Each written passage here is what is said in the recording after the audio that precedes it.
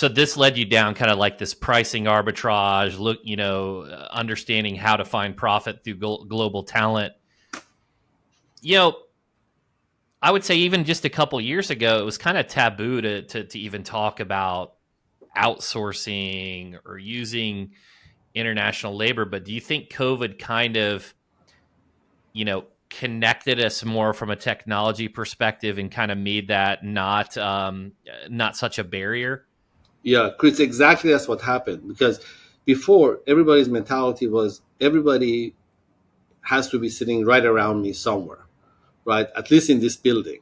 When the COVID happened, people got forced to send people home and then work with them remotely. So when I came into the picture, I basically said, look, if John, who is an employee of this firm, if he's not in this building, then I don't care where he is, because it could be 5 miles away, 50 miles away, or 5,000 miles away. It doesn't make any difference. I don't have him sitting in front of me.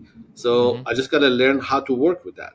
So when we start placing people, and we don't place them, we actually, there are staff that we Mm-hmm. place and assign permanently full time to the firms.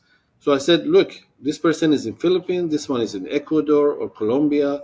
You don't care because they're not in your office. So that's what jump started that whole notion of, market acceptancy came that way. Mm-hmm. That it says this is how is not acceptable to try it. So then when they tried it, then they accelerated, went from getting one to I have firms that have upward of 50, 60 staff of ours in their firm. Yeah. They're all virtual from 8 countries. Yeah. And I want to kind of let's talk about some of these options here because you would know this better than anyone. And I've got a background in affiliate marketing. So I've Right. had staff globally all over. The Philippines, for example, when I hired from there, I had issues with their power grid. And there's the time zone implications, and then but if you get in South America and Colombia, you've got near the same time zones. So when we're thinking about something like, let's say, intake, is there a general like, hey, this region is typically the best Yes. for this, and then maybe for case managers or maybe delivery workers, maybe it's a different region. Can you speak to Sure. that?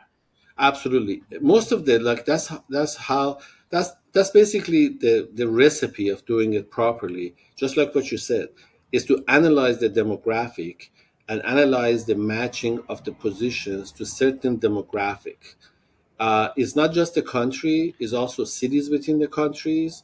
There is age brackets that you need to. Is a full demographic that you need to. That's why we have like a recruiters and offices in each of these countries that they focus on where to recruit. For example, we go have a partnerships with the law schools and law training institutions within that country that they give us their alumni and their students and so forth. So you got to know where to go and how to source.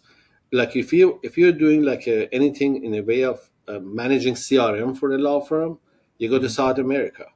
If you need administrative help, you go to Philippines. If you want a systematic intake, it's Philippines. But if you want a creative intake, South America. So it is a spread based on positions and the culture and demographic of each country that you're recruiting talent from. Very good, very good. I love that answer. That I think sometimes that's not talked about enough. The different advantages of different regions, and Right. obviously there's different pricing for different regions, and the pricing arbitrage that comes into play there. But Let's you also have to set them up and manage them properly. You got to right. treat them like an employee. So we give them computers, we give them online internet high speed access. We provide all of that. We give them health insurance. We give their spouse health insurance. We even go as far as offering retirement account in each respectful country for the staff who will stay like 6 months or a year above. So is one thing is getting them on board and training them. The second thing is you have to keep them. For those people who have experienced hiring directly through Upwork or other places, they see the first challenge is getting the right talent. There's a bigger challenge to keep them long term. So we had to fix that too.